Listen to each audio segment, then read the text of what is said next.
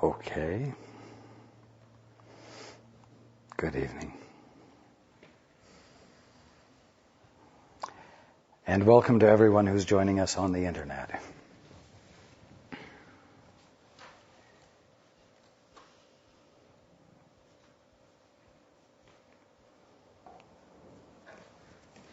It is my intent to help promote a shift in your attitudes, specifically about healing.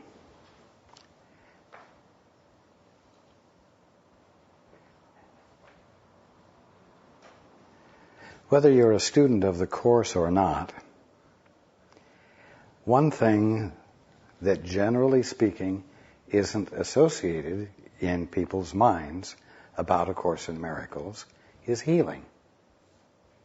If you hear the words Christian Science, immediately in your mind you associate that with healings, physical healings, among others. If you're a student of the Course, because of the title, A Course in Miracles, you do immediately think of the word miracles, but that's not even a traditional definition, since a miracle is a sudden shift of perception. Obviously, then, a miracle is something that goes on in your mind.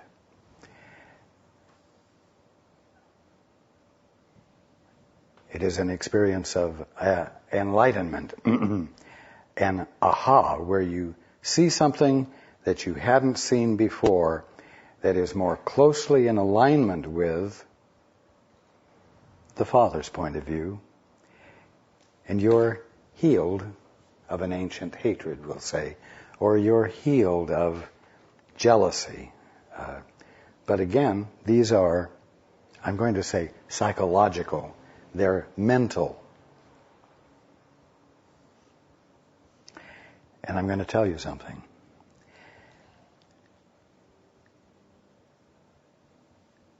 The developing belief that A Course in Miracles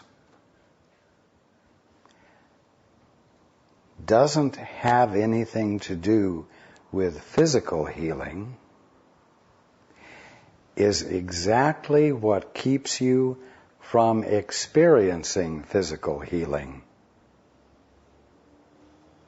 Not only is the idea being expressed that it's not essential for there to be a physical healing if there is a mental regeneration around the issue embodied in the disease or the injury. It is becoming a strong belief that physical healing should not be associated in your minds with what A Course in Miracles is about.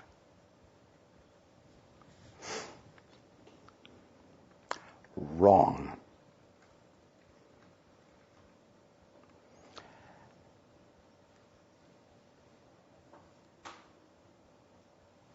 What I want to express very clearly tonight is stop blocking the experience of healing, physically speaking,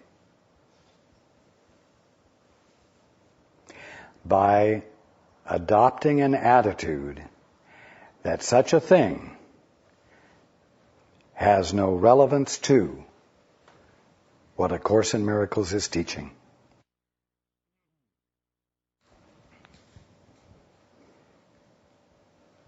You can block the experience of healing,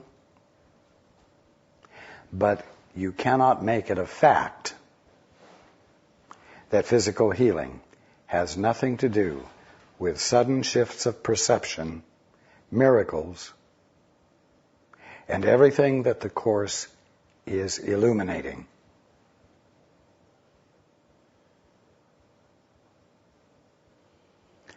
Begin to embrace the expectation of actual improvement,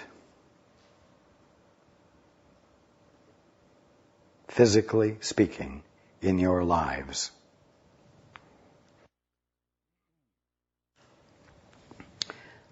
Let's go into the book.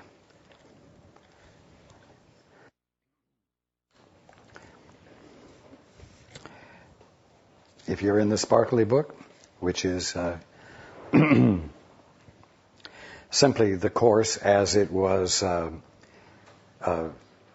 finished, we'll say, by Bill Thetford, the subheading is the willingness for healing, and in the edited form of it, the first or second edition, it's called the invitation to healing. When you hear that or read that, the willingness or the invitation to healing, are you thinking the invitation to a changed mind? Well, let it be a little bit broader than that. The willingness for healing. The willingness to experience the correction of whatever suggests or embodies imperfection.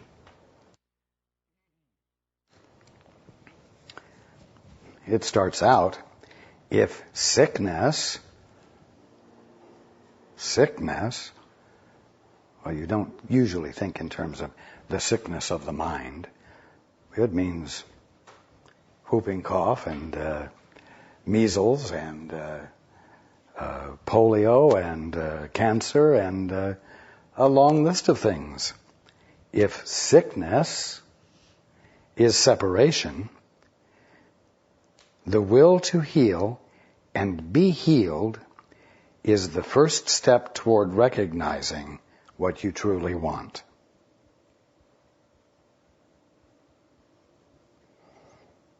Oh, well, I don't want healing. I mean, so what if cancer kills me? I know that I'm eternal. And I know that this body that the cancer killed isn't real anyway. If sickness is separation, the will to heal, in other words, be an agent for change, and to be healed, of what? Of cancer and diphtheria and whooping cough and so on, is the first step toward recognizing what you truly want. Every attack is a step away from this, and every healing thought brings it closer. Now, I've been making it very clear in the last few weeks that when the word attack is used, it is with reference to your providing a definition of something out of whole cloth, out of pure imagination, and devoting yourself to your definition rather than the direct experience of what that thing truly is as God is being it right there. And so when you give preference to your definition, it is an attack on God. It is a denial of a direct experience of what God is being there. That's why it's called an attack. Mind you, it affects God not in the least that you've shaken your fist and denied Him. But it affects you not just a little bit, but absolutely. Because your commitment to any definition you have made up about a thing constitutes a withdrawal of your attention from what it is, and it puts you into a spinning little private place that nobody else can get into, and where you're all alone, isolated from what everything is. It affects you absolutely. Every attack, in other words, every act of devotion to your definition of what God is being there is a step away from this. And every healing thought, which means every willingness to abandon the definition you've had with a desire to see what God is really being there, brings it closer. What brings what closer? Your recognition of what you truly want.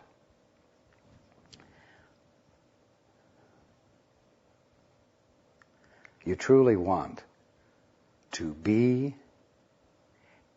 and fulfill what you truly are. That's what you really want. But right now you've gotten caught up in a commitment to be what you think you are, what you have made yourself up to be. And so you're going after what you don't truly want.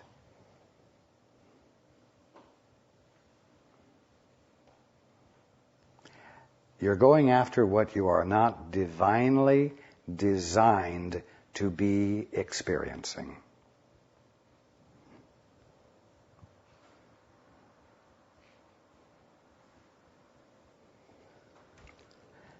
This makes it really rather simple, doesn't it? Sickness is the result of your devotion to your imagination and your commitment to definitions you have made up about everything. And healing is when that devotion shifts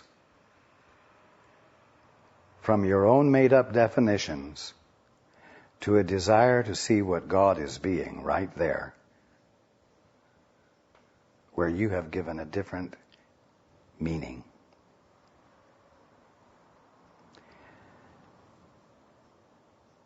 What I want to affirm again is that when you begin to have a devotion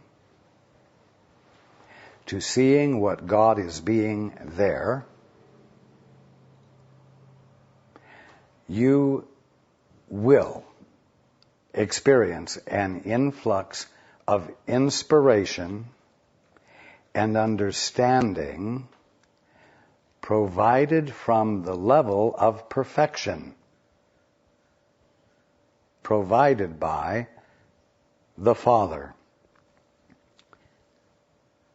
And the part that has been neglected is that you will also experience the scales falling from your eyes, and you will see and be able to touch and feel and experience what God is being there in perfectness, in perfection. And as I said, you will be able to photograph it. You will be able to see it. You will be able to feel it.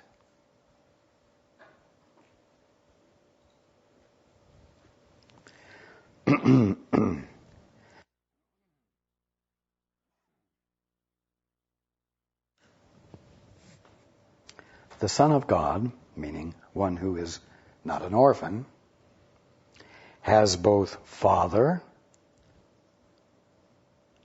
with a capital F, because God's fatherhood isn't being denied, and Son, meaning the true realization of your, I'm going to say, in quotes, position. Because when you acknowledge your Father as your Father, you are acknowledging your sonship. So your sonship is no longer unavailable to you, shoved out of sight. And you're not claiming to be something else, something you've defined yourself as. The Son of God has both Father and Son because He is both Father and Son.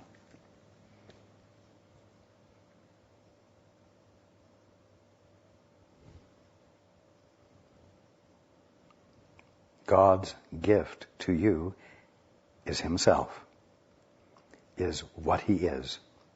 You are the Father embodied.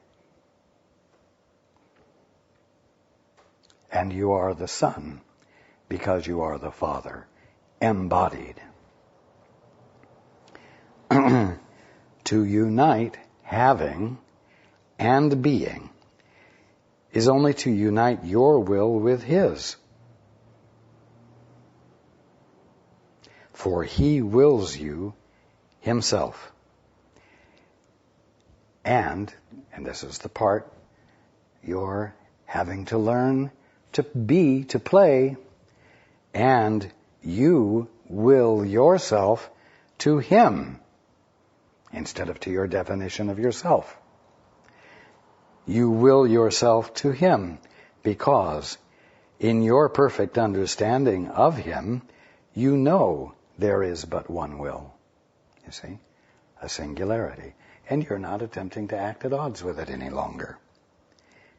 Yet, on the other hand, when you attack any part of God and His kingdom by creating a definition of your own, your understanding is not perfect, and what you will is therefore lost to you.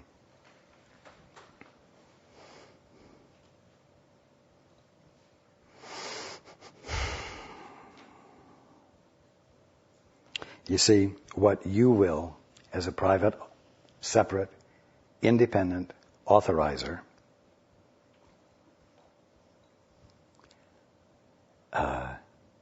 has no result. Because you don't exist as that and can't exist as that. And therefore, whatever you attempt to will yourself will be lost to you because there's nothing there. And that is why you experience this intense, ongoing addiction to expressing your will better and better.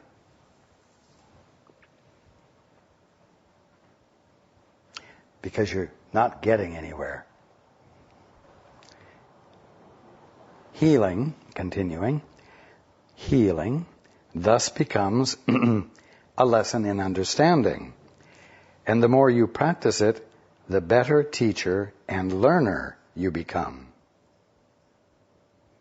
If you have denied truth by having your own definitions, what better witnesses to its reality could you have than those who have been healed by it? Well, you could say, well, I know a lot of students of the course. I've even attended some of the conferences where students of the course from all over the world come, and I've not heard anything about physical regeneration, healing, instantaneous healings of physical problems. So where am I going to go for a better witness? Well, it's a good question, and it's a question that should be asked. And the answer is, take the hint that I'm providing to you so that you might be the ones who allow the experience of healing to occur because you are embracing it within the context of what the Course is teaching, so that you might be the inspiration to others. If you have denied truth, what better witnesses to its reality could you have than those who have been healed by it? But be sure to count yourself among them. For in your willingness to join them is your healing accomplished. Now, you know what? I'm going to invite students of the Course who have experienced healings that they have refrained from talking about because it doesn't fit the current definition of A Course in Miracles, to start speaking up, express, share the healings that you have had. I don't care whether you get responses that are negative, that tell you that you're missing the point of the Course, if you think that a physical healing is what the Course is about, do it anyway, because the inspiration afforded by, for lack of better words, the testimonies of healing that are given is sorely needed, so that the concept and attitude toward the Course may begin to change, quote, in the world.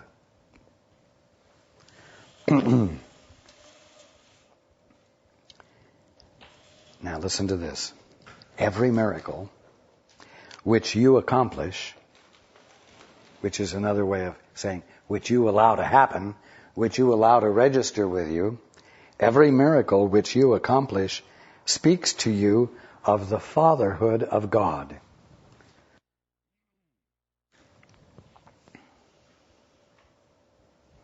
And I'm going to give us a little more depth. It speaks to you of the fact that you have decided not to be an orphan anymore. When you decide not to be an orphan anymore, you must renew your acquaintance with the Father, right? You must be willing to acknowledge that you have a source, that you are not the source of yourself,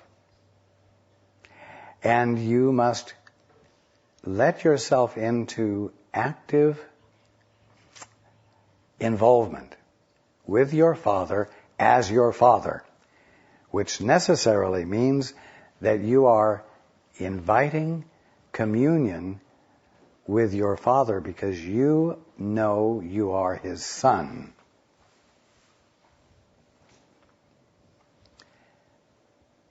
It's only as an orphan that you have created definitions that you have committed yourself to, as though that is the sole purpose of your being.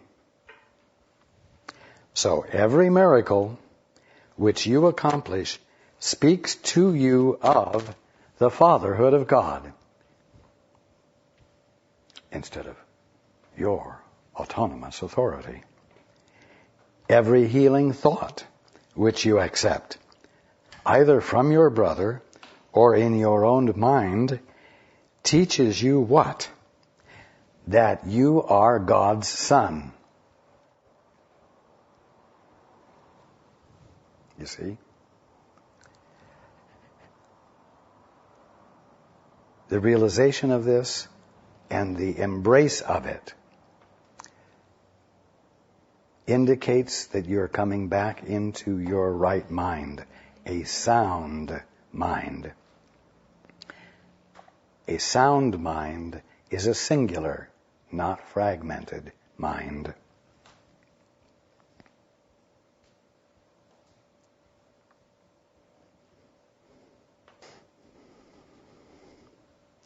On the other hand, in every hurtful thought you hold, wherever you perceive it, lies the denial of God's fatherhood and your sonship. Why? Because the only place or the only frame of mind in which that can happen is when you are claiming to be an orphan. And that does not speak of the fatherhood of God, and it does not speak of your sonship. It doesn't speak of who you really are. And denial is as total as love. When I said that your decision to see things by yourself governs your experience absolutely, I was saying the same thing. Denial is as total as love. You cannot deny part of yourself, because the remainder will seem to be unintegrated and therefore without meaning. And being without meaning to you, you will not understand it. To deny meaning must be to fail to understand.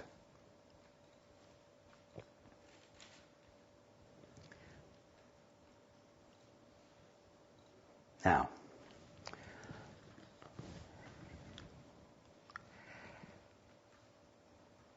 if you will pick a flower, or a paper cup, or some simple object in your house,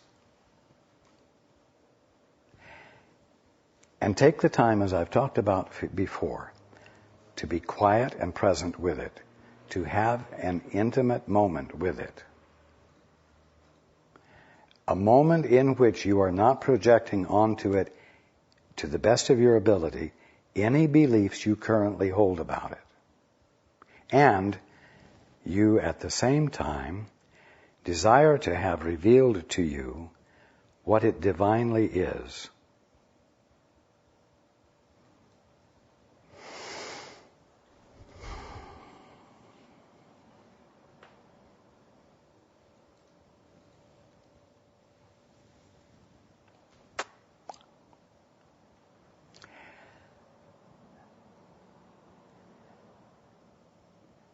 You are setting yourself up for the experience, the direct experience of what that thing is. An experience of revelation.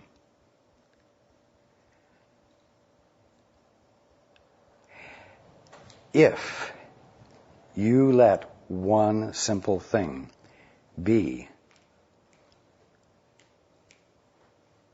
the thing you are willing to be completely undefended with, and you begin to experience a heightened awareness of it that goes beyond any of the definitions you've had, you will find that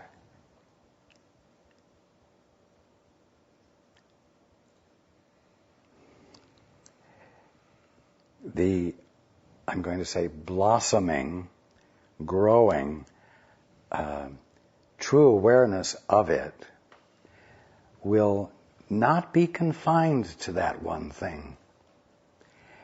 And even though you weren't asking to have a true experience of the couch across the room, or the walls or the ceiling, because you were just letting yourself be intimate with one little thing, you will find that just as denial is absolute, love is absolute. You don't have to somehow find a way to let the meaning, the full meaning of everything in all at once. Start with something simple. Start with something you don't feel defended against. Because